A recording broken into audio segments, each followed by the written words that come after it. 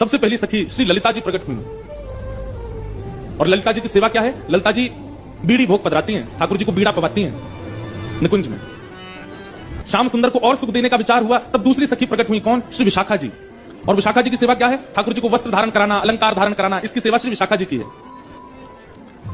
और विचार किया तब किशोरी जी के चित्त से तीसरी सखी प्रकट हुई, श्री चित्रा जी। ये ठाकुर जी को माला धारण कराते, जैसे हम मंच पर बैठते हैं तो गुरु जी आते हैं, महाराज जी आते हैं, माला पहनाते हैं सिर पे धार। ऐसी श्यामा श्याम जैसी निकुंज में अपने आसन पर विराजमान होते हैं, तो उनको वस्त्र आवरण अलंकार धराने की सेवा जो है ये चित्रा जी की। ये चित्रण करती हैं कि आज निकुंज में श्यामा श्याम ऐसे दिखने चाहिए, तो वैसे वस्त्र, वैसे आभूषण, वैसी माला, उसका चिंतन करके लाती हैं और श्री ठाकुर जी को धारण कराते हैं। और भी कई सेवाएं हैं इनकी। तो पहली सखी कौन? श्री ललिता जी, दूसरी विशाखा जी, तीसरी चित्रा जी, चौथी सखी है इंदुलेखा। ठाकुर जी की चौथी सखी श्री इंदुलेखा जी। और इंदुलेखा जी की सेवा क्या है? ये ठाकुर जी की भोजन सामग्री सिद्ध करते हैं। ऋतु के अनुसार, मौसम के अनुसार, जैसा मौसम, जैसा वातावरण, जैसी ऋतु, वैसी सामग्री बना करके ठाकुर जी को पवाती इंदुलेखा जी। फिर किशोरी जी ने चिंतन किया, तब उनके चित्त से पांचवी सखी श्री रंग देवी जी प्रकट हुई। और रंग देवी जी की सेवा क्या है? प्रिया प्रियतम दोनों जब सेज पर विराजमान हो जाते हैं, तब उनकी सुंदर पत्रावली बनाना।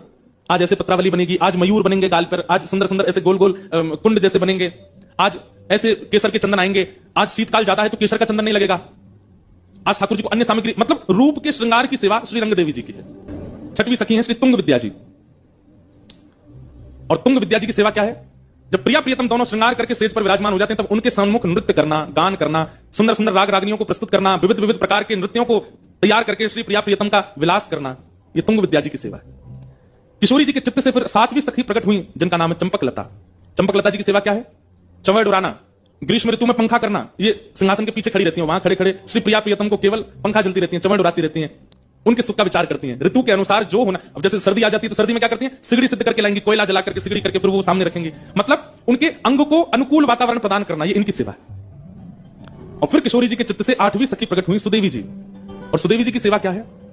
किशोरी जी को जल पिलाना, ठाकुर जी को जल पिलाना। गर्मी है तो मिट्टी के बर्तनों में जल रखना, सर्दी है तो स्वर्ण पात्र में जल रखना, बारिश का मौसम है तो फिर जल में केसर डालना, उसमें थोड़ी कपूर, थोड़ी सी मिश्री पधरा देना, उसको शरबत का रूप दे देना। विविध विविध प्रकार से शरबतों को तैयार करके किशोरी जी को पिलाना, दूध पिलाना, पेय पदार्थ निर्माण करके देना, उनके श्रम को दूर करना, यह सेवा सुदेवी जी की। ऐसे अष्ट सखियां प्रकट हुई।